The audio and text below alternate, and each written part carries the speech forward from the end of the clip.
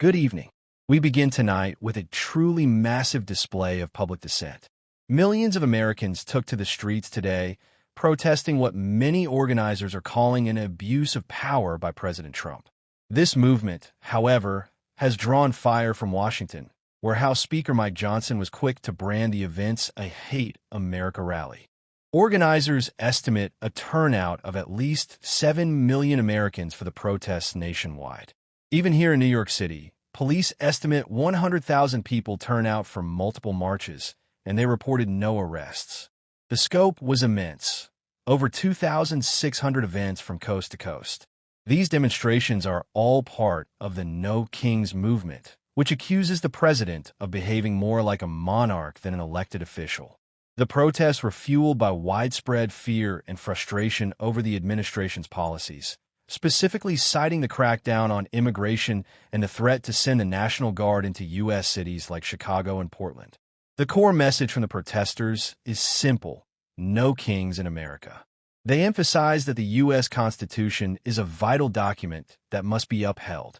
While Republicans, like Speaker Johnson, have called the events Hate America rallies, attendees vehemently disagreed.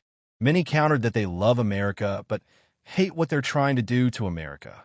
The protests were not confined to major metropolitan areas. In Morristown, New Jersey, thousands attended a rally just miles from the president's golf course. An organizer there highlighted the town's historical significance, known as the military capital of the American Revolution, where the nation's founders fought off kings.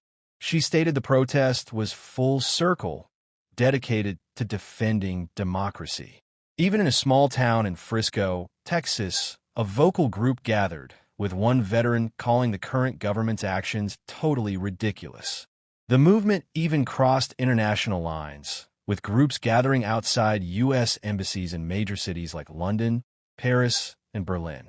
We should note that ahead of today's events, the governors of Virginia and Texas took precautions by calling the National Guard to handle any potential unrest. However, we are pleased to report that the protests have been largely peaceful across the country. We'll continue to follow the long-term impact of the No Kings movement